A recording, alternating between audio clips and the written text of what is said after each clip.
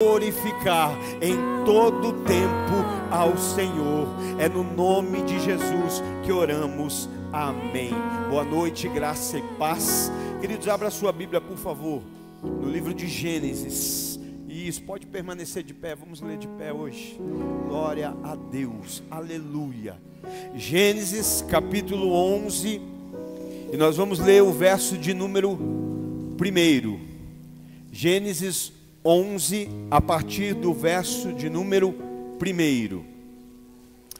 Aleluia. Graças a Deus. Deus é bom. Em todo o tempo Deus é bom. Aleluia. Gênesis 11, verso 1. Em todo o mundo as pessoas se serviam de uma mesma língua e de uma única maneira de falar. Quando os seres humanos emigraram para o Oriente, encontraram uma planície em Sinear e ali se estabeleceram. Combinaram uns com os outros: vinde, façamos tijolos e cozamo-los ao fogo. O tijolo lhe serviu de pedra e o betume de argamassa. E decidiram mais: vinde, construamos uma cidade, uma torre cujo ápice penetre nos céus. Dessa forma, o nosso nome será honrado por todos e jamais seremos dispersos pela face da terra. O Senhor desceu para observar a cidade e a torre que os homens estavam erguendo. Então declarou o Senhor: eis que a humanidade se constitui em um só povo, e falam todos a mesma língua, e essa construção é apenas o início de suas iniciativas. Em breve, nada poderá impedi-los de realizar o que quiserem. Portanto, vinde, descansamos, confundamos a linguagem dos seres humanos, a fim de que não mais se entendam uns com os outros. E foi dessa maneira que o Senhor os espalhou dali por toda a terra, e pararam de erguer a cidade. Por isso ficou conhecida como Babel, porquanto ali o Senhor confundiu a língua de todo mundo, e assim, desde a Babilônia, o Senhor dispersou a humanidade sobre a face da terra. Eu gostaria agora que você fosse um pouco lá na frente, no Novo Testamento, no livro de Atos, capítulo de número 2. Isso, e nós vamos ler alguns versículos também de Atos dos Apóstolos, capítulo de número 2. Aleluia. Graças a Deus. Atos dos Apóstolos, capítulo de número 2. Vamos ler a partir do verso de número 1. E ao completar-se o dia de Pentecostes, estavam todos reunidos num só lugar. De repente, veio do céu um barulho semelhante a um vento soprando muito forte. E esse som tomou conta de toda a casa aonde estavam assentados.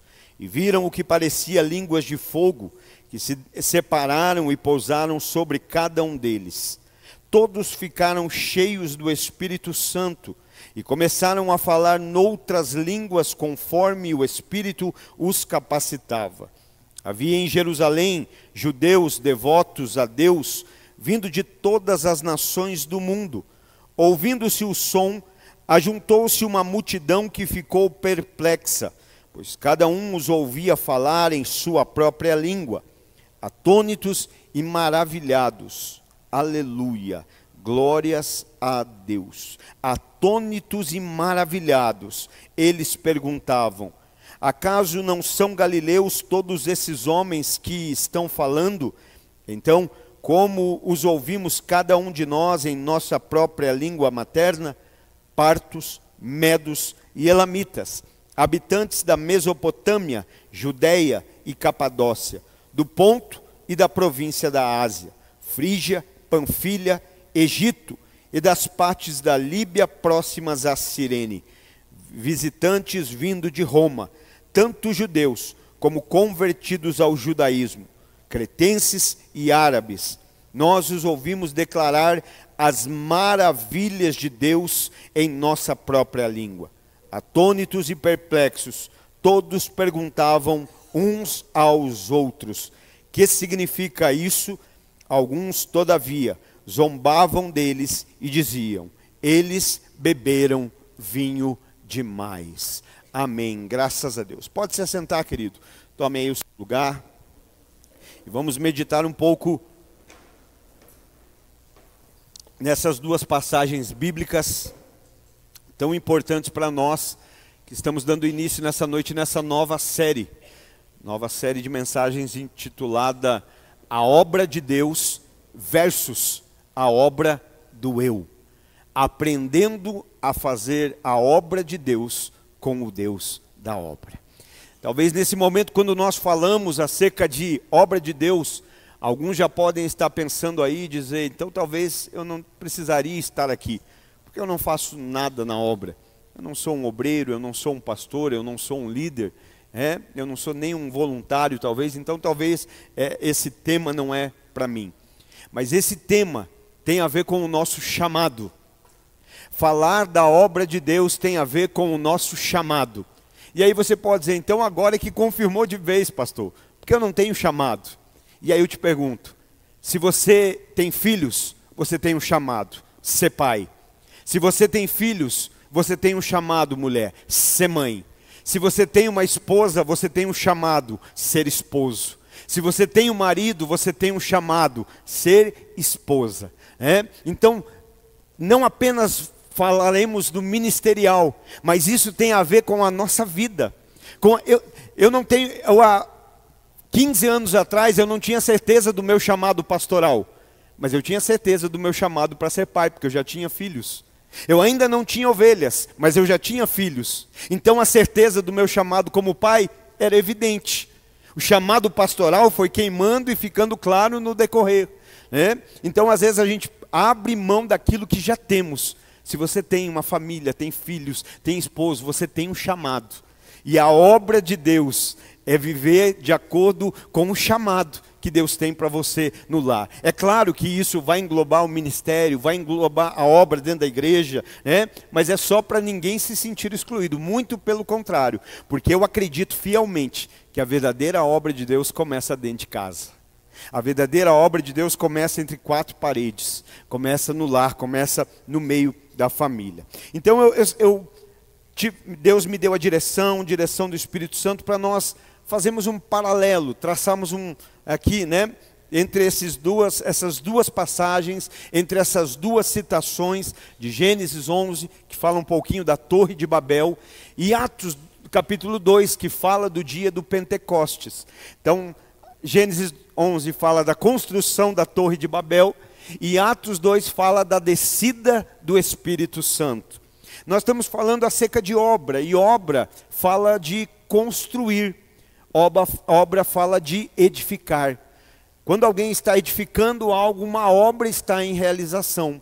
Quando estamos construindo algo, uma obra está sendo executada. E uma obra, ela envolve alguns processos, Uma obra, naturalmente falando, ela envolve lá o alicerce, que é o primeiro passo da obra. Ela tem ali o desenvolvimento da obra a partir de um alicerce. E ela tem o final, que a gente chama de acabamento. Então ela tem o alicerce, o desenvolvimento e o acabamento. Quando nós falamos de maneira simples e natural. Mas aqui há dois pontos importantes que a gente precisa observar, Porque aqui dois pontos vão se destacar. Então existe o alicerce, onde tudo começa, e existe o acabamento, onde tudo termina. Tudo que se compreende entre alicerce e acabamento, nós vamos chamar de desenvolvimento. Por que eu estou falando isso? Porque isso tem muito a ver com a nossa vida cristã. Na obra de Deus não é diferente. Na obra de Deus existe um início, um alicerce. E na obra de Deus também existe um acabamento, um final ali. E tudo que existe entre um e outro, nós vamos entender como processo.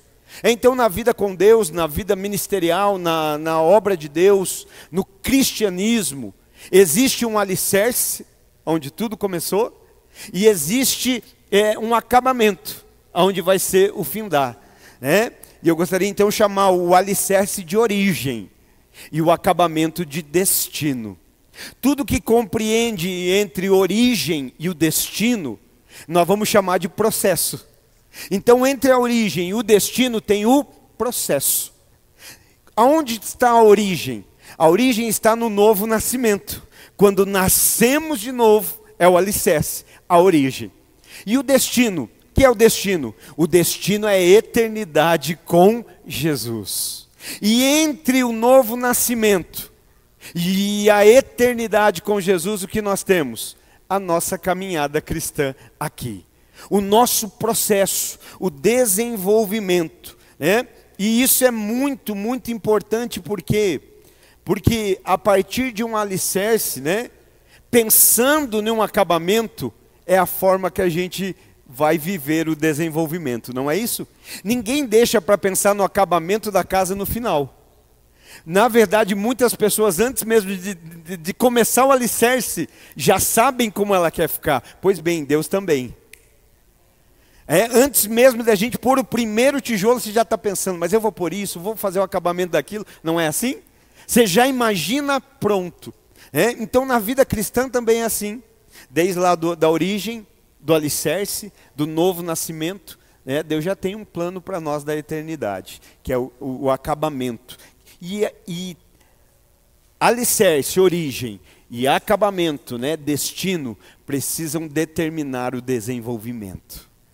A forma como nós vamos viver os processos precisa ter a ver com o estabelecimento do alicerce, novo nascimento, e o foco no destino, no acabamento, a eternidade com Jesus. E tudo nesse entremeio precisa glorificar a Ele. Eu vou repetir porque isso precisa ficar claro. Entre o novo nascimento e a eternidade com Jesus, entre o alicerce e o acabamento, entre a origem e o destino, tudo que vivemos como cristãos precisa glorificar a Deus. Romanos 11:36. Porque dele, origem, por ele, processo, e para ele, destino, são todas as coisas. Vira para mim ali.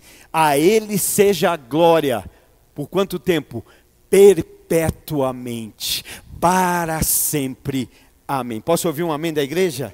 Glória a Deus, aleluia. Então vamos pensar um pouquinho acerca disso, queridos. Vamos meditar aqui nessas passagens para nós compreendermos. Gênesis capítulo 2, nós vamos lidar com a Bíblia aí, tá bom? Então fica com ela na mão, aberta. Deixa Deus falar com você, deixa o Espírito Santo trazer a revelação. Gênesis 11:3 diz assim: combinaram uns com os outros. Amém. Você pode repetir isso? Diga, combinaram uns com os outros. Por que é que eu estou pedindo para você repetir? Porque nós precisamos compreender isso. Ali a palavra de Deus não está dizendo assim, olha, combinaram com Deus. Combinaram uns com os outros. Aí vamos lá de volta em Atos 2. Você vai ter que ficar aí, ser ligeiro, mas o Espírito Santo vai te tornar sagaz na palavra. Vai e volta, abre os livros. Atos 2 e verso 1. E ao completar-se o dia de Pentecostes, estavam todos reunidos num só lugar. Então aqui nós já começamos a tecer uma analogia, Então primeiro aqui nós encontramos uma grande semelhança, Aqui em Gênesis 11, está dizendo ali que combinaram uns com os outros. E em Atos 2, diz que eles estavam unidos, unânimes, no mesmo lugar. Então aqui nós encontramos uma semelhança. Qual é a semelhança? Havia pessoas envolvidas nesses processos. Havia pessoas envolvidas tanto em Gênesis 11, como em Atos capítulo 2. E mais do que isso, estavam envolvidos em algo que estava sendo realizado, ou algo que se realizaria. Ou seja, uma obra. Estavam reunidos pessoas em volta de uma obra que estava sendo realizada, ou que então seria realizada. Talvez, e eu acredito que quase que com toda certeza, as similaridades acabam aqui. O que há de similar entre esses dois textos acabam aqui, na questão de que haviam pessoas reunidas em uma obra, pessoas reunidas em um propósito, pessoas reunidas em algo que estava para acontecer, uma obra, algo que iria ser realizado. Então, lembrando lá, o que toda obra precisa? Qual é o primeiro passo da obra? Vocês já esqueceram? Alicerce. O primeiro passo de qualquer construção se chama alicerce. Porque é o alicerce que vai suportar todas as coisas. É o alicerce que vai manter aquilo que vai ser construído, ou seja, a obra de pé. É o alicerce que faz toda a diferença. Então vamos lá, vamos mapear esse texto. Verso 4, diz assim, de Gênesis 11: E decidiram mais, vinde, construamos uma cidade e uma torre, cujo ápice penetre nos céus. E dessa forma, o nosso nome será honrado por todos e jamais será disperso pela face da terra. Aqui nós encontramos o alicerce da obra que está sendo realizada em Gênesis 11.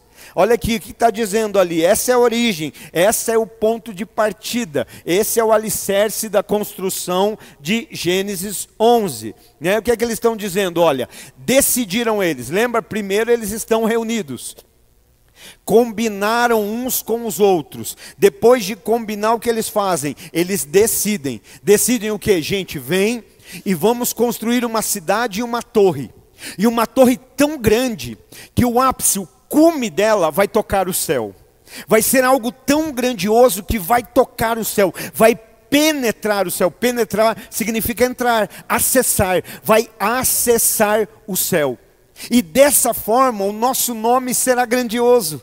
Nós teremos um grande nome. E aí nós não vamos mais ser dispersos pela terra. Aqui está a origem da construção de Babel. Qual é a origem? A vontade do homem.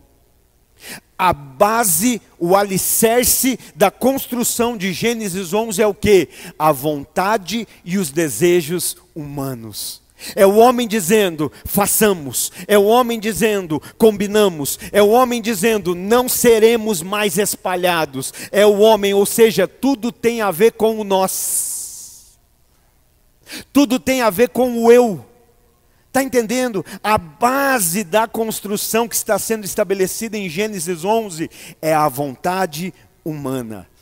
É a vontade e o desejo do homem. Agora volta lá, corre para frente, Atos, capítulo de número 2.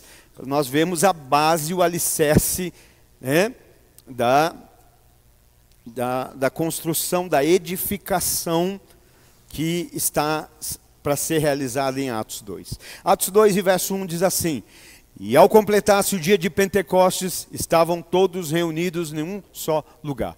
Pastor, não achei alicerce. Pastor, não achei fundamento aqui. Não achei aqui a origem. Eu te ajudo. Lucas 24 e 49. Evangelho de Lucas, capítulo 24 e 49. Aleluia. Deus é bom. Lucas 24 e 49. Lucas 24, 49 diz assim: E eis que eu sobre vós envio a promessa de meu Pai. Contudo, permaneçam em Jerusalém, até que do alto sejais revestidos de poder. Atos 2 e 1, aonde eles estão? Aonde Jesus mandou estar. Reunidos no mesmo lugar aonde? Em Jerusalém. Qual é a origem? Qual é o alicerce? Qual é o fundamento de Atos, da edificação de Atos? A vontade de Deus.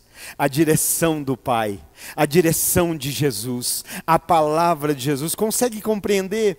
Se em Babel eles estão edificando sobre a vontade deles, em Pentecostes o que vai ser edificado é sobre a vontade de Deus, é sobre a direção do Pai. Sabe, em Pentecostes essa é a origem, a base, é a promessa de Deus. É a promessa que foi ali citada por Jesus, é a direção de Jesus e acima de tudo, a sua vontade.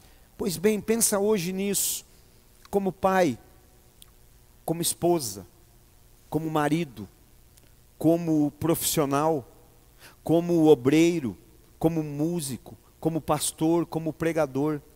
A obra que você está realizando está alicerçada na vontade de Deus? Está alicerçada na direção da palavra? Ou será que está alicerçada na sua vontade, nos seus prazeres, nos seus desejos? Sabe, a gente precisa a cada ponto nos perguntar, porque estamos aqui dispostos a aprender a viver a obra do jeito do Deus da obra. Então esse é o primeiro ponto. Qual é o alicerce para tudo quanto eu faço? Como pai, eu sou um pai segundo a vontade de Deus? Eu sou uma mãe segundo a vontade de Deus? Eu sou um filho segundo a vontade de Deus? Eu sou marido, esposa? Eu sou um cristão, uma ovelha? Eu sou um pastor, um líder segundo a vontade de Deus? Ou segundo a minha vontade? Ou segundo o meu desejo? Depois do alicerce, então, o que nós temos se chama desenvolvimento, processo. E glória a Deus pela sua vida que você está aqui, porque essa é uma noite que faz parte do processo. Essa é uma noite que faz parte do desenvolvimento de Deus para a nossa vida, né? Então já entendemos, Babel está alicerçada na vontade do homem. Pentecostes, Jerusalém, né? O que vai acontecer em Pentecostes, no dia de Pentecostes em Jerusalém, está baseada na vontade de Deus e na sua palavra. E o desenvolvimento? Vamos lá de novo, Gênesis 11, e verso 3. Desenvolvimento é o processo. 3. Combinaram uns com os outros. Vinde, façamos tijolos e cozamo-los ao fogo. O tijolo lhe serviu de pedra e o betume de argamassa. Olha só o que eles combinam. E depois de combinar, eles dizem assim: gente, vamos fazer tijolos, vamos cozê-los no fogo, vamos usar betume, né? E vamos usar para a nossa construção, para a nossa edificação. Do que fala isso? O desenvolvimento em Babel depende do homem. Quem faz as coisas acontecerem em Babel é o homem. É o homem que faz, é o homem que traz os itens, é o homem que prepara o tijolo, é o homem que faz a argamassa, é o homem. Tudo tem a ver com o homem. É o homem fazendo, é o homem discutindo, é o homem combinando, é o homem concordando, é o homem fazendo, né? Então veja que os itens da obra, da construção, da edificação vêm das mãos do próprio homem.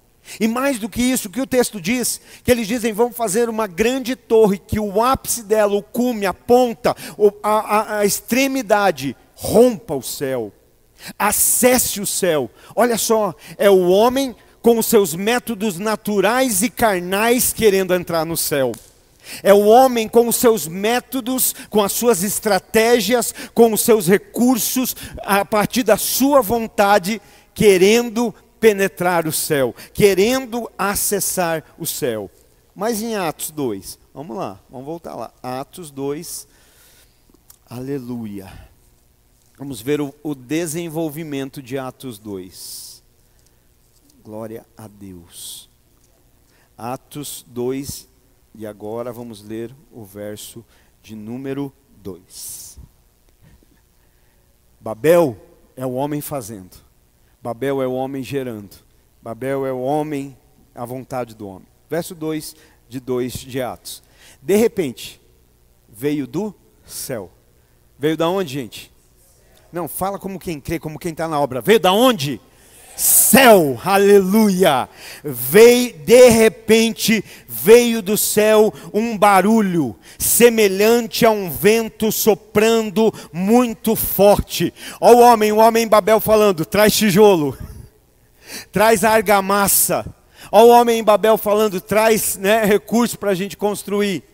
Mas olha só o que está acontecendo em Atos 2, em Jerusalém. De repente, veio do céu um vento, veio do céu um barulho semelhante a um vento soprando muito forte. E esse som tomou conta de toda a casa onde estavam todos assentados. Olha só, Pentecostes. E veio do céu um som.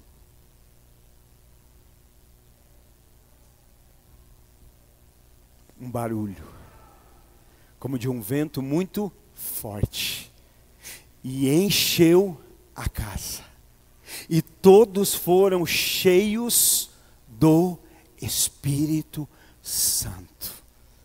Olha só, em Babel o desenvolvimento vem do homem. Em Babel a edificação depende só do homem. Os itens para construção vêm das mãos do homem. Mas em Pentecostes, nada tem a ver com o homem. É tudo de Deus.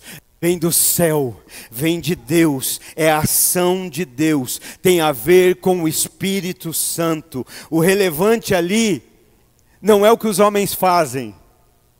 Lá em Babel o que importa é o que os homens estão fazendo. Mas em Pentecostes o que importa, né? O que é relevante, não é o que eles fazem, mas é quem está sobre eles. Não é o que eles estão fazendo, mas quem está sobre eles. Aleluia! Olha que maravilhoso isso, né? Então, se em Babel o homem faz através de métodos, de estratégias, através de força humana, se ele tenta tocar o céu, porque é isso que ocorre em Babel, o homem com a sua força natural, com os seus métodos, com o seu conhecimento, com a sua inteligência, ele tenta tocar o céu. Se em Babel é assim, em Pentecostes não é o homem que tenta tocar no céu, em Pentecostes é o céu que de maneira sobrenatural toca o homem. É o céu que se manifesta sobre o homem em Pentecostes. Sabe, a obra que estamos realizando para Deus, a obra que dizemos ser para Deus, volto a dizer, seja no casamento, na família, no ministério, cantando, pregando, dançando, fazendo o que for, ela tem como desenvolvimento dela, de que forma acontece? Estamos realizando em nome de Deus para quê? Para nos tornarmos grandes e tocarmos o céu? Ou para nos tornarmos humildes e sermos pelo céu tocado? Será que a obra que estamos fazendo não é porque o nosso nome seja conhecido e eu me torne grande e alcance os céus? Mas a palavra de Deus diz, Lucas capítulo 14, verso 11, que aquele que se exalta vai ser humilhado, mas aquele que se humilha será exaltado. Quem crê na Bíblia? Quem crê nessa palavra? Eu creio. Vamos fazer uma torre, todo mundo. O que é isso? Se exaltar.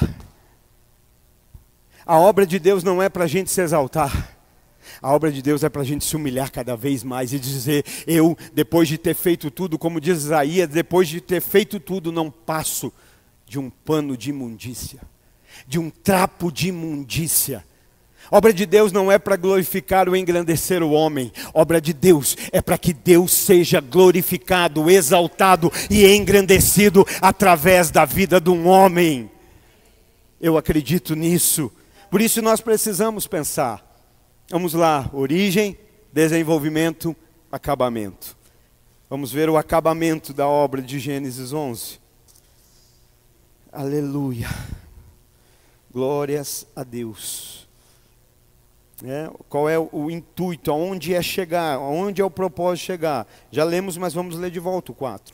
E decidiram mais, vinde e construamos uma cidade e uma torre, cujo ápice penetre nos céus. Dessa forma, nosso nome será honrado por todos, e jamais seremos dispersos pela face da terra. Qual é aqui o fundamento, o destino da obra de Babel? Tornar o nome deles conhecido. Que o nome deles se tornasse grande, que o nome deles fosse notório, né? Ou seja, o que é isso? Reconhecimento. Vamos fazer uma torre, lugar, que chegue bem alto, fala de uma posição. E quando nós estivermos nessa posição, que o nosso nome seja reconhecido. Que o nosso nome seja lembrado. Olha só que coisa abominável, querido. Que o nosso nome seja conhecido. Agora vamos em Atos. E agora... alguém me empresta a Bíblia da Simone ali, fazendo um favor? Eu não sei porque a minha Bíblia em Atos 2, falta 2 pedacinhos assim, acho que é porque eu como essa passagem. Obrigado. Só para garantir que não é bem o versículo que eu preciso ler. Atos 2:12. Glórias a Deus. Então em Babel, o acabamento é o quê? Que o nome do homem seja grande. Será que a gente não vê isso nos dias de hoje? Pessoas querendo se tornar famosas através da obra, do reino. Atos 2. Só tem direito de se tornar famoso através dessa obra quem morreu por ela. E não existe homem na terra que fez nem faria. Só existe um nome digno de toda adoração. Um nome o qual um dia toda língua confessará, todo joelho se dobrará diante desse nome. O nome de Jesus. A obra que fazemos é para apontar para Ele. Mas não sabe meu nome, mas nem precisa saber. Nós só precisamos saber de quem morreu por nós. Quem pagou o preço do pecado, a nossa dívida de pecado. Aleluia. Atos 2:12. Glória a Deus. Está aqui ainda na minha Bíblia, graças a Deus. E todos estavam absolutamente assustados e confusos, perguntando uns aos outros o que significa tudo isso. Mas me deixe ler o verso 11 também. Verso 11. Tanto judeus como convertidos ao judaísmo, cretenses e árabes, nós os ouvimos declarar as maravilhas de Deus em nossa própria língua. De quem eles ouviram declarar as maravilhas? Diga aí, bem alto, de quem eles ouviram declarar as maravilhas? De Deus. Babel, o nosso nome tem que ser grande. Pentecostes, as maravilhas vêm de Deus. As maravilhas vêm de Deus. As maravilhas apontam para Deus. Olha que lindo. Sabe, em Pentecostes, o foco não é onde os homens chegam. O foco não é o que os homens fazem. O foco não é a obra dos homens. Qual é o foco em Pentecostes? O que é que eles dizem? Depois de dizer, ei, mas mesmo nós não sendo da mesma linhagem, não tendo a mesma nacionalidade, nós estamos entendendo o que eles estão falando. E o que eles estão falando aponta para as maravilhas de Deus. O que eles estão falando é acerca das maravilhas de Deus. Não é isso que eles estão dizendo ali? E aí, olha o que é o importante aqui, o 12. E todos estavam absolutamente assustados e confusos, perguntando uns aos outros, o que significa tudo isso? Sabe o que eles estão dizendo? Eles não estão dizendo assim, o que esses homens fizeram? Olha o que esses homens construíram. Olha aonde esses homens chegaram. Sabe o que eles estão dizendo? O que aconteceu com esses homens? O que aconteceu com esses homens? O que fizeram com esses homens? O que aconteceu na vida desses homens? Babel, eles estão esperando o quê? Reconhecimento. Que o nosso nome seja grande. Que haja reconhecimento para nós. Sabe, quando falamos de reconhecimento, o reconhecimento aponta para o eu. Quando nós fazemos algo, seja colocar um parafuso ali esperando receber um reconhecimento, isso é o eu. É o eu falando, olha, eu faço, mas eu preciso receber um elogio. Eu preciso receber um muito obrigado. Eu preciso ser reconhecido. O reconhecimento quem pede é o eu. O eu precisa de reconhecimento. Mas nós estamos falando aqui de algo oposto. Algo que está de um lado e do lado extremamente oposto está Deus. Então, se o reconhecimento aponta para Deus, entenda, em Pentecostes, eles não estão esperando para receber reconhecimento. Eu acredito que eles estão ansiosos para sair testemunhar. Em Babel, eles querem reconhecimento. Em Pentecostes, em Jerusalém, eles querem testemunhar. Reconhecimento tem a ver com eu. Testemunhar tem a ver com Deus. Estamos fazendo uma obra para quê? Para receber um reconhecimento? Quantas vezes como maridos a gente até não faz para a esposa, mas já fica esperando que ela agradeça? Quantas vezes a gente até não dá um elogio para alguém, mas já está esperando que... Por que às vezes a gente se entristece? Puxa, elogiei e não me elogiaram de volta. Por quê? Porque a gente faz já esperando um reconhecimento. Mas o reconhecimento tem a ver com o homem, não com Deus. E aí a obra? Será que quando a gente espera fazer a obra, ou está fazendo a obra que a gente diz ser para Deus? Por que eu estou colocando essas aspas? Porque nós precisamos refletir.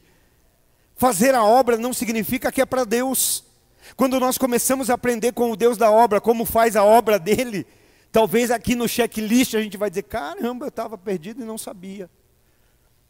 Então, a necessidade de reconhecimento tem a ver com eu. Mas a responsabilidade de testemunhar tem a ver com Deus. Em Babel eles estão dizendo, né? Façamos para que o nosso nome seja grande. Mas lá em Jerusalém eles estão por quê? Porque Jesus disse, fiquem aí, até que do alto vocês sejam revestidos de poder. Atos 1:8. E aí vocês vão ser minhas testemunhas. Jerusalém, Judeia, Samaria e os confins da terra. E eu já disse isso. Esse testemunhar de Jesus não tem a ver com nós chegarmos no culto de domingo, pegar no microfone e dizer, olha, Jesus me curou o câncer, curou o que eu era coxa, eu era cego. Jesus cura o câncer, Jesus cura a cegueira, Jesus cura o coxa. Eu estou falando no microfone aqui ainda. Jesus cura, mas não é acerca disso. O que era esse testemunhar? Dizer, Jesus está vivo, Jesus ressuscitou. Jesus ressuscitou, Jesus ressuscitou, Ele está vivo. Nós estamos aqui para testemunhar, nós vimos Jesus vivo. Você pode testemunhar disso?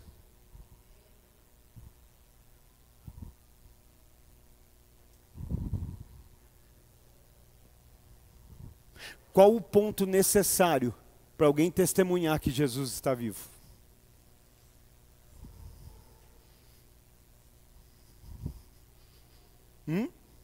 Está pensando? Está fazendo aquele negocinho da internet em cima da sua cabecinha aí. Como alguém pode testemunhar? Alguém só pode testemunhar daquilo que ela sabe de verdade. Alguém não testemunha de ouvido. Isso não é testemunha. Testemunhar é falar, olha, Jesus está vivo. Como é que você sabe? Porque Ele vive em mim. Como aquelas pessoas iriam acreditar que Jesus realmente estava vivo? Se vissem Jesus na vida delas. Por isso, testemunhar, o eu quer ser reconhecido. O testemunhar quer que você reconheça que Jesus vive, que Jesus ressuscitou, que Jesus está vivo e reina para todos sempre. Olha só a diferença. Tem diferenças ou não? Olha como a gente precisa compreender isso. Então, como é que aquelas pessoas iriam crer ali no dia de Pentecostes? Como é que as pessoas iriam acreditar? Se eles fizessem uma grande torre? Não. Fizessem um grande templo? Não. Se eles fossem o templo do Espírito Santo, quando eles começam a testemunhar, quando o Espírito Santo desce, e o que a Bíblia diz? E todos foram cheios do Espírito Santo. Testemunhar. Cristo vive, Cristo ressuscitou, né?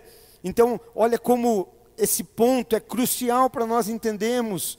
Não era eles construírem uma grande torre, mas era eles se tornarem homens grandes em Deus.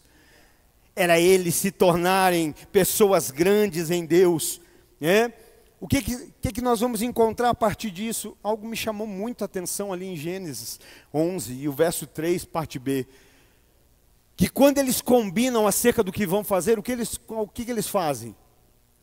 Eles dizem assim, façamos tijolos, cozamos-los, não é isso? Usemos de betume como argamassa, não foi isso? Aonde na Bíblia nós encontramos o povo de Deus fazendo isso? Uau! Aonde o povo de Deus faz tijolo, tem que cozer o tijolo? No Egito, na escravidão. Mas às vezes tem gente ainda que vai, guarda, está lá, deixa lá o lixinho guardado lá, mas ele fede, ele atrai mosca, mas você vai deixando. Quantas vezes você não conseguiu adorar Deus verdadeiramente? Você via as pessoas do teu lado cantando, chorando, você dizendo, mas eu não consigo, por quê? Porque não dá para... Nós também... O que eu estou querendo dizer? Não dá para adorar a Deus no modo do mundo. Mas nós não somos do mundo. Eu não posso dizer que nós não estamos no mundo. Nós estamos, não fiquei maluco ainda. Mas nós não somos do mundo. Por isso não dá para querer entregar uma adoração a Deus segundo o mundo. né? Nós não podemos nos conformar ou aceitar que a obra de Deus seja feita do modo Egito, do modo eu, do modo mundo, de um modo que não glorifique a Deus. Quando é que nós fazemos do modo eu? Quando é que é o modo eu que está operando, importando? Quando é segundo a nossa vontade. Pastor, como que eu sei que eu estou andando no modo eu? É simples. O que você faz tem mais a ver com a tua vontade ou com a vontade de Deus? É simples. Isso aqui, olha, é como os pássaros, irmão. Como os pássaros. Simplicidade. O que eu estou fazendo no casamento, na família, na vida, no profissional, na igreja, no ministério, tem mais a ver com a minha vontade ou com a vontade? Pastor, mas eu não sei a vontade de Deus. Então lê a Bíblia. A vontade de Deus, Ele não vai te revelar no quarto lá. No quarto Ele vai iluminar a verdade, a vontade que já está aqui. Por que é que hoje há tanta loucura no meio gospel? Tem gente entrando em alguns secretos e saindo com revelações novas. Não existe revelação nova. A revelação está aqui, ó. Toda a revelação está aqui, de Gênesis a Apocalipse. Aí a gente briga, né? A gente é veemente e diz, a Bíblia não precisa ser atualizada. Não teve essa conversa? A Bíblia precisa ser atualizada. E aí, como cristãos, a gente briga. Isso veio agora. A gente briga e fala, não, a Bíblia não precisa ser atualizada. Amém. Só que aí você vai para o quarto orar e sai de lá com uma nova revelação. Não é você querendo atualizar a Bíblia? E muitas vezes a revelação que você sai de lá não condiz com o que está aqui. Vai, faz que vai dar certo. Vai que vai voltar. Vai que vai acontecer. Não, irmão. Bíblia. Ela não precisa ser atualizada, mas vira e mexe a gente está querendo atualizar. Olha, Deus me deu uma nova revelação. Não, Deus não vai te dar uma nova revelação. Toda a revelação de Deus está aqui, ó. Toda. O que Deus faz na nossa intimidade e no nosso secreto? Ilumina a revelação que já está aqui. Aí aquele versículo, uau, os pássaros não comem, né? Não comem, come, né? Come pouquinho, né? Que nem eu, assim, ó. Que nem o Mateus. Amém, Jesus. Recebo. Os pássaros não plantam, não semeiam, não ajuntam em celeiros, mas... E o crente fica assim. Prateleira cheia, arrozinho na panela, feijãozinho na panela, carninha na mesa. Mas o pássaro não tem. Que é isso?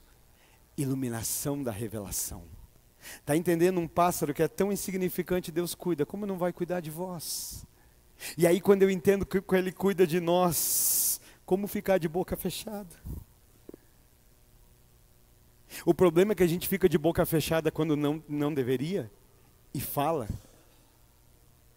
A gente fica de boca fechada quando deveria falar. E fica falando quando deveria calar. Olha que provérbios, hein?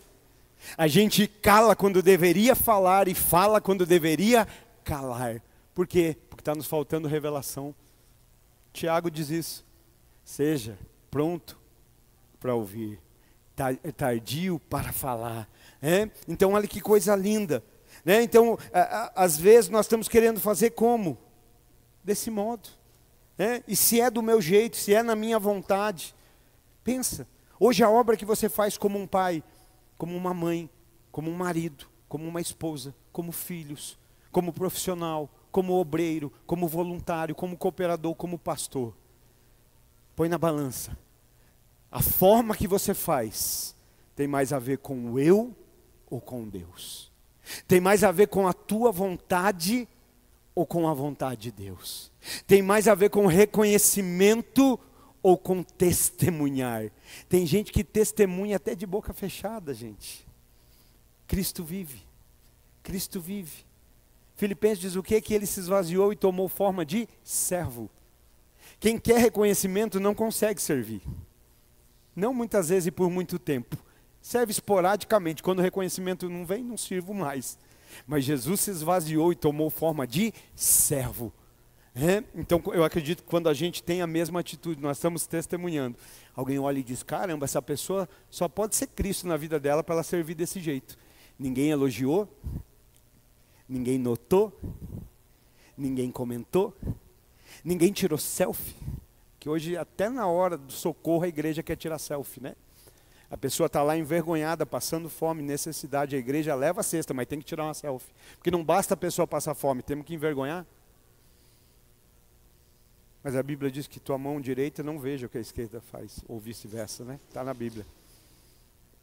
Sabe, é para a gente pensar, será que não tem mais a ver com a nossa vontade do que com a vontade? Ou fazemos algo para alguém, todo mundo tem que ficar sabendo que fez? Preciso do reconhecimento, preciso da notoriedade? Não, não preciso de nada. Eu só preciso testemunhar que Ele vive em mim. Sabe por que eu fiz? Não é porque eu sou bom, é porque aquele que é bom vive em mim. Sabe por que eu consigo compartilhar? Atos 2, tinham tudo em comum, nós temos tudo em comum, Cristo em comum. É esse Cristo que nos une. Então, pensa nisso. Quando o resultado esperado tem a ver conosco, com eu, e não com Deus. A gente faz esperando o resultado. A gente vai fazer qualquer coisa, a gente espera palmas. A gente vai fazer qualquer coisa, a gente espera elogios. A gente espera um reconhecimento, a gente espera, né, um retorno. Isso tem mais a ver com eu, e não com Deus. Sabe, porque se tiver a ver com Deus, não vai ser de uma maneira que Ele não aprove. Se tiver mais a ver com a vontade de Deus que estamos fazendo, não tem como ser de um jeito que não seja segundo a palavra dEle, que não seja segundo a vontade dEle. Sabe, aqui nós vemos várias divergências que precisam nos fazer pensar, refletir e meditar acerca da obra que vivemos e dizemos ser de Deus. Volto a dizer, com a vida. Não é apenas com o ministério. Até porque Deus não vai dar ministério para quem não alinhou vida ainda. Então Deus está alinhando vidas. Eu creio no nome de Jesus, para a gente romper naquilo que Ele tem, naquilo que Ele quer, naquilo que é propósito. O que nós vemos então em Babel? Em Babel nós vemos o homem fazendo, o homem aparecendo. Não é isso? É o homem que faz, é o homem que constrói. Quando fica grande, o nome do homem é que é destacado. Mas em Pentecostes, o homem não faz. Em Pentecostes o homem se esconde. Em Babel o homem é visto. Em Pentecostes eles estão dentro de um cenáculo fechado, porque ninguém precisa ver, porque não tem a ver conosco, tem a ver com Deus, tem a ver com quem vai fazer. Em Babel precisa mostrar, porque é o homem fazendo, mas em Pentecostes só precisa se esconder, porque quem faz é Deus. Em Babel precisa mostrar, porque é o homem quem faz, mas em Pentecostes só se esconde. Mateus 6, entra no teu quarto, fala com o teu pai em secreto, que o teu pai em secreto te ouve e te recompensará. Parafrasear, porque o teu pai te ouve e ele vai fazer. Você não precisa, onde você vai falar, onde vai ser o relacionamento? No secreto. Mas a partir do secreto, é ele quem realiza. A gente não precisa tornar público, né? Não é a gente, na verdade, que torna público. Em Babel, a grandeza está onde? No que se vê. Será que tudo que nós fazemos hoje, porque graças a Deus isso já mudou muito, eu digo, conversão, querido, tem mais a ver com coisas simples do que com coisas grandes. Sabia? A gente acha que, não, conversa com algumas pessoas e isso nos encoraja, vamos continuar, vamos lá, vamos para frente, vamos pregar o evangelho, porque você vê pessoas mudando na simplicidade diária, e você vê, isso é evangelho, isso é evangelho. Aquelas pessoas que antes não conseguiam obedecer, agora obedecem. Aquelas pessoas que não conseguiam antes viver segundo a vontade de Deus, agora conseguem. Entendeu? Não tem coisa grande, foi o que você falou, não tem carro, não tem casa acontecendo. Mas coisas grandiosas estão acontecendo onde ninguém está vendo. Hoje talvez muitas, não vou falar igreja, porque isso não é igreja, muitas denominações atrelam bênção àquilo que você recebe material. Mas isso não tem a ver com Bíblia. Não é problema a gente ter. Mas Deus não está preocupado com a gente ter, Deus está preocupado com a gente ser. Essa é a palavra de ordem para Deus, o ser. Ele não tem problema que a gente tenha, mas o foco dele é o que nós nos tornamos. É quem nós somos. Então em Babel a grandeza está no que se vê, e em Pentecostes, no que se crê. Em Babel eles estão fazendo uma torre bem grande para todo mundo ver de longe. Mas em Jerusalém eles estão escondidos. Ninguém está vendo. Olha que lindo, né? Ninguém está vendo, mas daqui a pouco vai ficar todo mundo sabendo. Ninguém está vendo, mas daqui a pouco todo mundo vai ver. Eles estão ali porque estão vendo? Não, eles estão porque estão crendo. Jesus falou, quem crê em Jesus aí?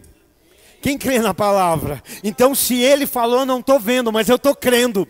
E eu não permaneço no que vejo, eu permaneço no que eu creio. E eles estão ali, né, crendo.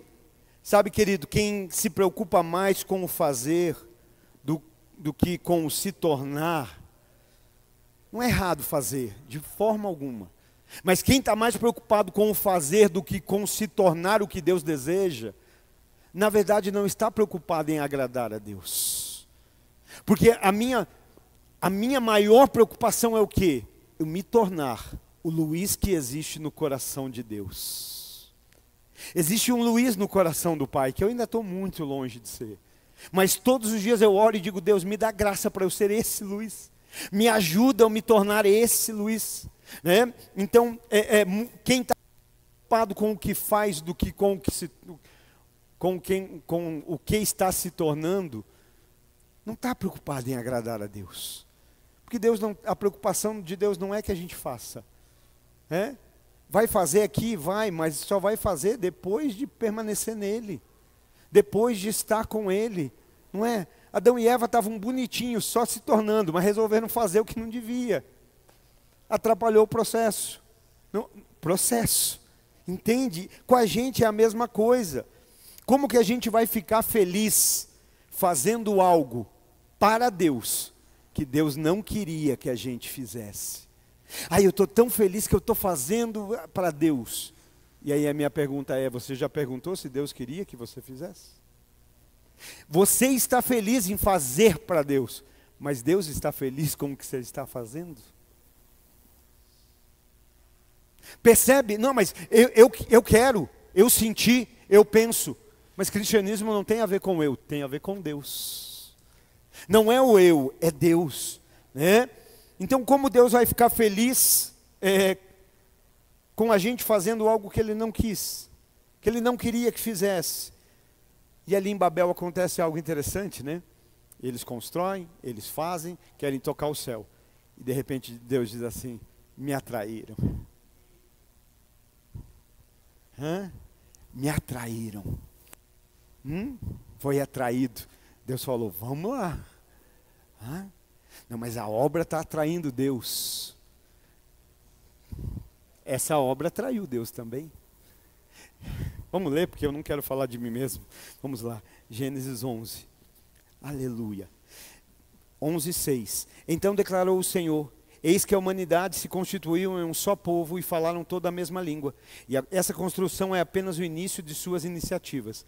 Em breve, nada poderá impedi-los de realizar o que quiserem. Vamos só meditar um pouquinho aqui nesse 6. Olha a declaração do Criador sobre a criatura. Olha só o que ele está dizendo. Eis que a humanidade se constituiu em um só povo e falam uma só língua. Meu Deus, eu não sei você, mas esse é o nosso sonho de consumo. Unidade. Sermos um só. Hoje a igreja é só um povo? Balela. Nem aqui até Tetelestai é só um povo. Nós fragmentamos. Eu penso assim, eu gosto assim, eu creio assim. E fica fragmentado. Não, irmão, creia como a Bíblia diz. Por que fragmentamos? Porque alguns a Bíblia é verdade, para outros não, é a minha teoria. E ele diz assim, olha, esse povo é unido, até quando fala. Às vezes hoje a gente fala um crente com o outro, parece que um está falando grego, o outro está, não é? Hebraico, aramaico, porque não entende. E Deus está dizendo, esse povo está unido. Esse povo fala uma só língua. Olha só, não é sonho de consumo? É. E aí ele diz mais, essa construção é apenas o começo. O pastor Eibe já dizia isso, né? Isso é apenas o começo, é só o começo. O que ele está dizendo? Eles vão longe, olha só. Esse povo tem muita iniciativa, unidade, proatividade, irmão. Aí eu queria pastorear essa igreja aqui, ó. Proativos, vamos construir, vamos, bora, vamos lá, onde que é para pôr essa torre?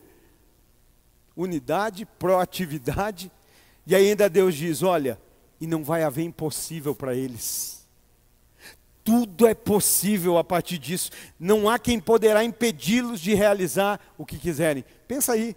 Não é uma obra que você estaria dizendo, caramba, essa obra está dando muito certo. Olha o tamanho da torre, olha a quantidade de pessoas, olha como eles falam, olha a palavra, olha a mesma língua, olha só, eles são proativos, eles têm muita ação. E aí o verso 7, Deus vai interagir. Portanto, vinde. Olha que lindo, desçamos. Atraiu a Deus. Desçamos é plural, tá? Deus não veio sozinho, né? Aleluia. Desçamos. Deus Pai, Filho, Espírito Santo, desçamos. Desçamos para quê? Para validar, para chancelar essa obra, para dizer essa obra em meu nome. Não confundamos a linguagem dos seres humanos, a fim de que não mais se entendam uns com os outros. Deus foi atraído para aprovar? Não. Deus foi atraído para dizer basta. Vai chegar um dia, irmãos, que nós vamos escutar do céu, acabou, chega. Até lá nós estamos no processo, e no processo nós precisamos vigiar. Mas aqui Deus não está descendo para aprovar, Deus está descendo para parar. Aqui Ele está descendo, sabe, nós precisamos entender essa verdade. Sabe, você pode dizer, pastor, mas não tem coisa na igreja que precisa ser feito? Você está falando só do eu ser, o eu ser, o eu ser. A igreja não tem necessidades? Escuta, tem. A igreja tem coisas para serem feitas. A igreja tem sim necessidades. Mas entenda algo, Deus não se move por necessidades. A igreja tem necessidades? Tem sim, Senhor, e muitas. Necessidade de gente para pregar, para cantar, para tocar, o obreiro para ajudar, pessoas para ajudar na escolinha, pessoas para servir, pessoas para vir limpar, pessoas para cuidar de vidas. Tem necessidades? Tem! Mas Deus não se move por necessidade, Deus se move por propósitos, Deus se move nos processos. Sabe, o propósito é estabelecido através de processos.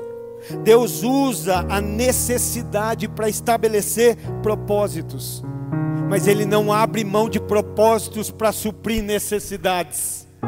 Ele usa a necessidade para estabelecer propósito, mas Ele não abre mão do propósito para suprir necessidade.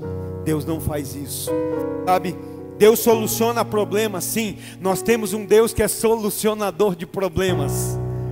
Pastor, que é isso? Você falando isso? Sim. O meu Deus, o seu Deus, o nosso Jesus é solucionador de problemas.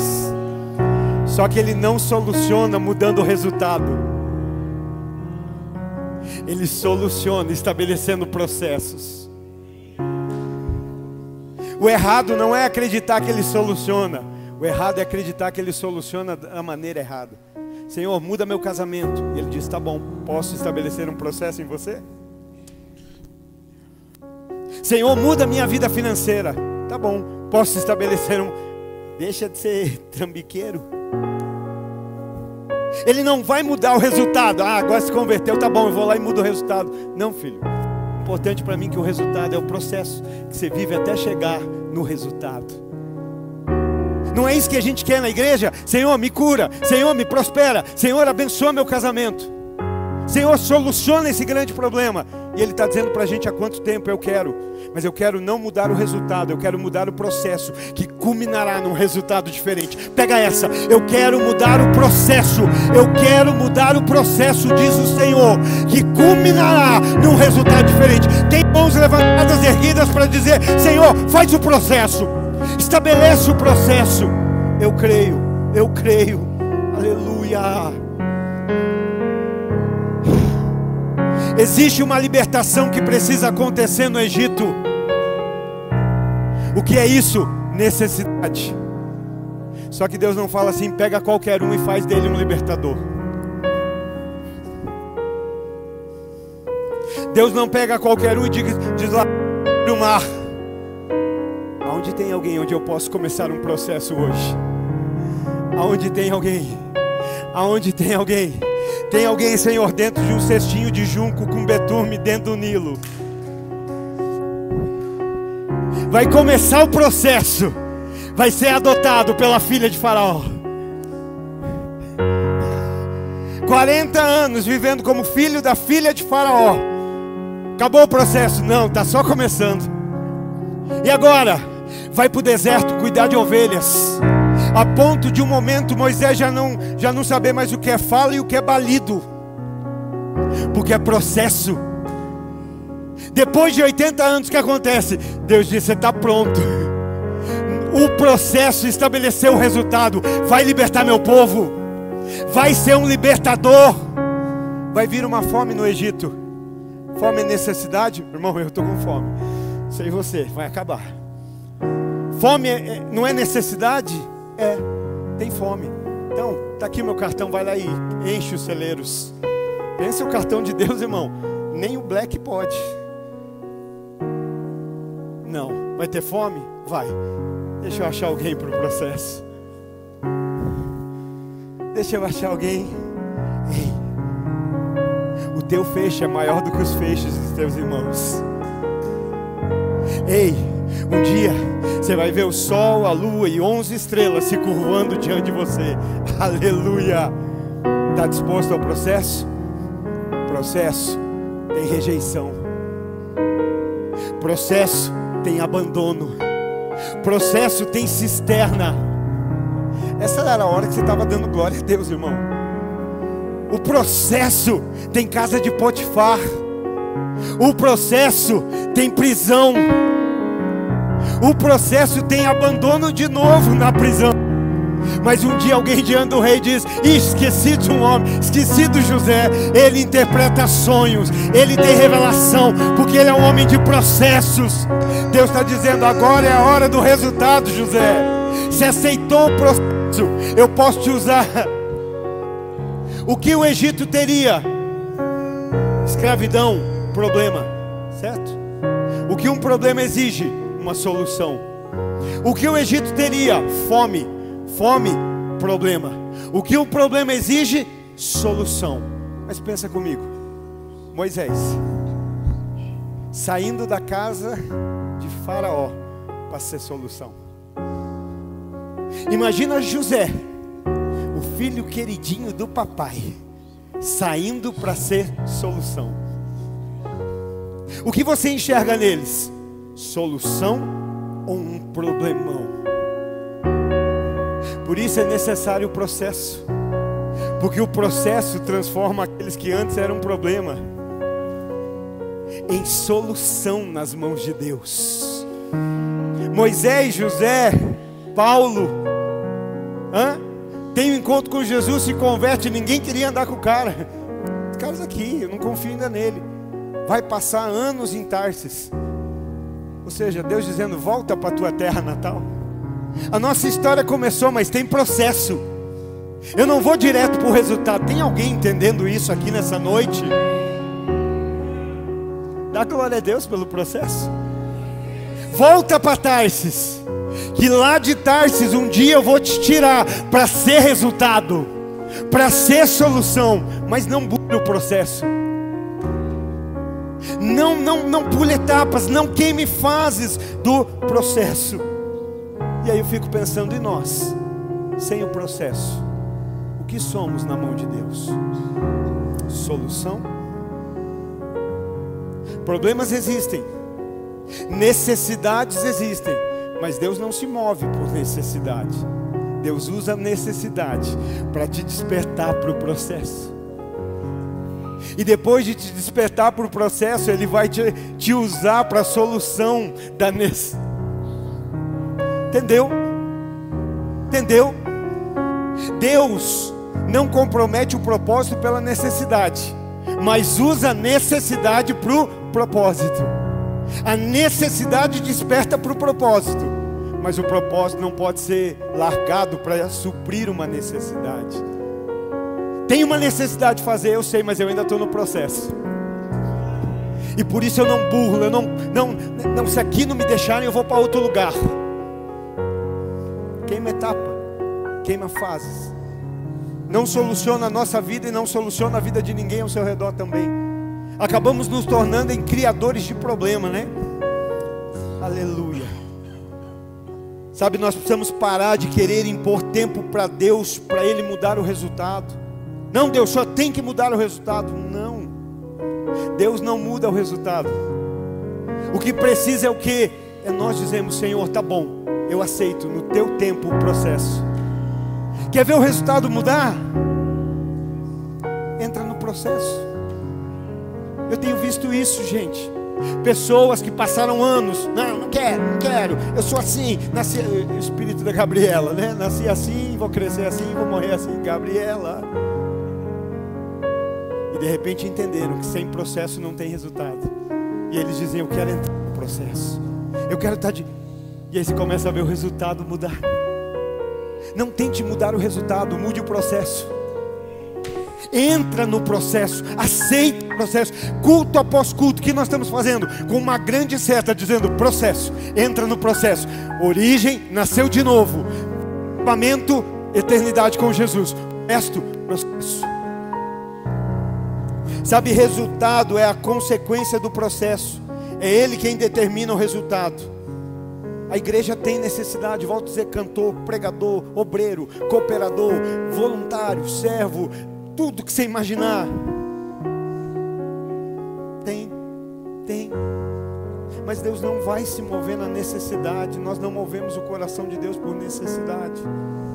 Sabe, aqui nós não resolvemos nós não resolvemos problemas por causa da necessidade. Não. Nós não comprometemos o processo. Nós não abrimos mão do processo.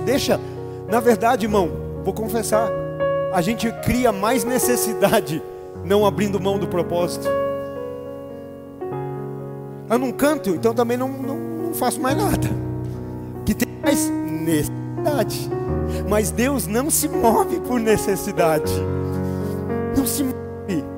Não tem menos um fazendo, tá bom, filho, eu te dou força dobrada para você fazer. Tem problema.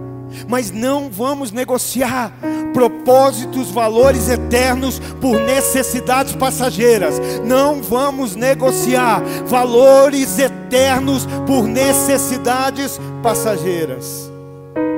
Sabe, estamos falando de obra. E quando fala de obra, fala de obreiro. E para mim, obreiro, é na minha opinião, não é o que diz a Bíblia não fala, não define, né? Mas eu estou falando. Na minha opinião, obreiro não é aquele que faz uma obra para Deus. Obreiro é quem Deus fez uma obra nele. Obreiro não é quem trabalha para Deus. Obreiro é quem permitiu Deus trabalhar nele. Quando eu venho para um culto ouvir a palavra, eu estou permitindo Deus trabalhar. Quando eu venho para um culto de ensino, para uma semana de oração, por aquilo que, eu estou permitindo Deus trabalhar. Às vezes a gente pode estar estufando o peito dizendo: eu sou obreiro. Deus dizer: mas eu nunca pude trabalhar em você. E aí sabe o que eu penso? Que alguém que faz uma obra sem permitir que Deus faça uma obra nele, compromete a obra que faz. Alguém que faz uma obra, mas é para Deus, sem permitir que Deus faça a obra nele, compromete, e vou usar uma expressão forte, contamina a obra que faz. Sabe, é para a gente pensar, irmãos, porque é uma grande obra. E não é à toa que o Senhor vai dizer: ore por ceifeiros, porque essa área é grande, os campos estão brancos, então há uma necessidade. Mas Ele está dizendo: ore por pessoas para fazer, não ore por ceifeiros. Ele está sendo específico. É aqueles que colhem, são aqueles que se envolvem com a plantação. Então não está falando, chama gente. Lembra, no banquete ele fala: sai chamando gente de todo lado para entrar no banquete. Graça. Mas e para fazer? Para fazer não dá para ser assim. Ore por ceifeiros. E o resultado, para nós encerrarmos, Gênesis 11, verso 8. O resultado de Babel. E foi dessa maneira que o Senhor os espalhou dali por toda a terra. E pararam de erguer a cidade. Por isso ficou conhecida como Babel. Porque ali o Senhor confundiu a língua de todo mundo. E assim, desde a Babilônia, o Senhor dispersou a humanidade sobre a face da terra. Qual foi o resultado de Babel? Divisão, separação. Espalharam. Não foi isso? Foi Deus fazendo, foi. Porque tem algumas divisões que é Deus que faz. Mas foi esse o resultado, né? Então a obra de Babel gerou divisão, gerou confusão e certamente gerou perdição. Mas e Atos? Atos 2:41. Pentecostes, Jerusalém, Atos 2:41. Aleluia.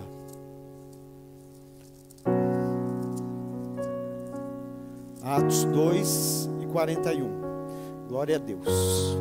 Assim todos quanto aceitaram a sua palavra foram batizados, e naquele mesmo dia juntaram-se a eles cerca de 3.000 pessoas. Aleluia. Babel gera divisão, confusão e perdição. Pentecostes gera unção, revelação e salvação. Em Babel se perde, em Pentecostes se salva. Hoje a obra que você faz para Deus está mais parecida com o quê? Com Babel ou com Pentecostes? Com a Babilônia, porque aqui é algo tão lindo, né? Deus não faz nada por acaso, né? Babel, start da Babilônia, né? Pentecostes, Jerusalém. Babel, Babilônia. Pentecostes, Jerusalém. Babel, obra do eu. Pentecostes, obra de Deus. Olha que lindo. Babilônia em hebraico, seu nome é Babel, traduzida é Babel, que significa o quê? Babel significa grande confusão. Eu sou um obreiro da grande confusão. A obra que eu faço no meu lar, na minha casa, como pai, como mãe, como marido, como esposa, como filhos, como obreiro, como ovelha, é Babel, grande confusão. Não é não, em nome de Jesus, pela fé, eu estou cheio de fé hoje. Pela fé não é Babel, não estamos em Babel, não vamos viver Babel, amém? A nossa obra não é em Babel, a nossa obra é em Jerusalém. A nossa obra não é torre, a nossa obra é Pentecostes, descida do Espírito Santo. Jerusalém em hebraico é Jerushalaim. Jerusalém em hebraico é Yerushalim, que deriva da palavra ira. Então Babel, Babilônia, grande confusão. Jerusalém, Yerushalim, que deriva da palavra ira. Ira significa temor a Deus, mais a palavra Shalem, que significa perfeição. Babilônia, grande confusão. Jerusalém, Yerushalayim, temor de Deus e perfeição. A obra que você faz hoje se assemelha mais ao quê? A obra que você faz hoje, como, volto a dizer, dentro do seu lar, dentro da igreja, dentro da vida, do mundo, tem mais a ver com grande confusão ou com temor a Deus e perfeição? Pensa nisso. Fica de pé, por favor.